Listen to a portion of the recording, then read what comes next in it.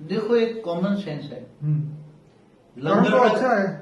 लंगर लगा के लोगों को खाना खिलाया, अच्छी बात है। लोगों को जो भूखे लोग हैं या जरूरतमंद लोगों को इसको खाना खिलाना अच्छी बात है। ठीक है, उसकी आत्मा को तृप्ति मिली जी। भूखे हैं इनको आत्मा को क्षणिक, मगर वो तो एक 4-5-6 घंटे में दोबारा भूखे हो जाएंगे। हाँ बिल्कुल सही। हाँ तो उसकी प्राप्ति मतलब ये हद के कर्म हुए ना, थोड़ी सी मिल जाती है उसको, मन को संतोष मिलता है कि मैंने लोगों को खिलाया। हाँ, मन के अंदर उसका मन प्रसन्न होता है और मन प्रसन्न होता है कि मैंने 1000 लोगों को खिलाया, हजारों को खिलाया, हज की प्राप्ति होती 4-5 घंटे तक चलता है। मगर जब आत्मा वो दोबारा भूखी हो जाती है तो फिर दोबारा खिलाने वाला दोबारा चाहिए ना।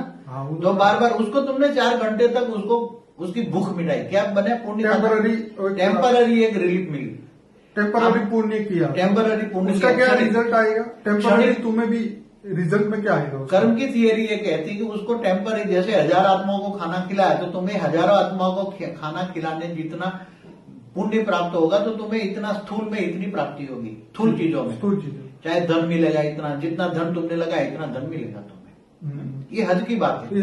अच्छा, ये अच्छा कर्म किया मगर हज की बात है। मगर अगर वही धन अगर तुम ज्ञान मार्ग में चलाओ, क्या जो खाना खिलाने में समझो कि तुमने लंगर चलाते हो, हर महीने लाख रुपया खर्च करते हो, साल में कई लोग 10 लाख 20 लाख खर्च करते हैं। अगर वही धन तुम लोगों को आत्म प्राप्ति के लिए कराते हैं, आत्म ज्ञान के पीछे खर्च करता है वही धन, अगर लोगों को आत्मा को जगाने के लिए करता है, आत्माओं की ज्ञान देता है, आत्मा से परमात्मा को मिलाने के लिए धन का उपयोग होता है, तो जो आत्मा का दिया जलता है, आत्माओं का दिया जलने से तुम करोड़ों लोगों को आत्मज्ञान देते हो, तो तुम आत्मज्ञान तुम्हारा आत्मा का उद्धार करते हो। ठीक है, धन तो वही है, मगर धन ने तुम्हें कहाँ लगाए?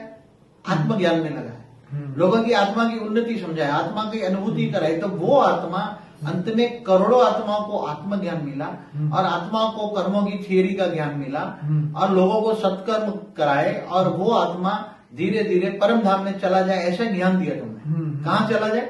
वो आत्मा क्या बन जाए? तुमने निष्काम कर्म की थियरी बताई, ज्ञान दिया तुमने, वही धन का उपयोग तुमने, तो आत्मा की जो दुआएं हैं तो तुम्हें बेहद की प्राप्ति होगी, बेहद की प्राप्ति, वो हद की प्राप्ति, क्षणिक प्राप्ति, ठीक है, वो ये तुम्हें बेहद की प्राप्ति। तुमने करोड़ों आत्माओं को कर्म की थियोरी बचाया और निष्काम कर्म की थियोरी बताया, तो वो आत्मा को, करोड़ों आत्माओं को आत्मा से परम आत्मा बनाया। क्या बनाया? परम आत्मा बन गए और वो कहाँ चली गई? परम धाम।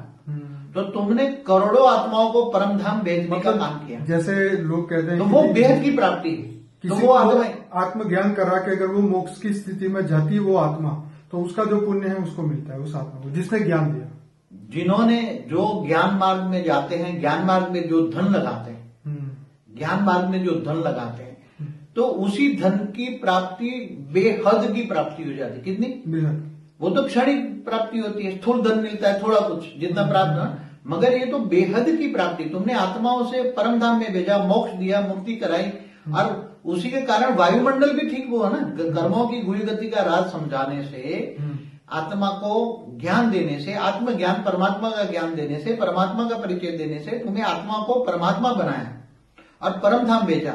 और यहाँ वायुमंडल भी जब आत्मज्ञान होता है तो वायुमंडल भी सतो प्रधान बनता है, तो दुनिया का वायुमंडल भी सतो प्रधान बना है।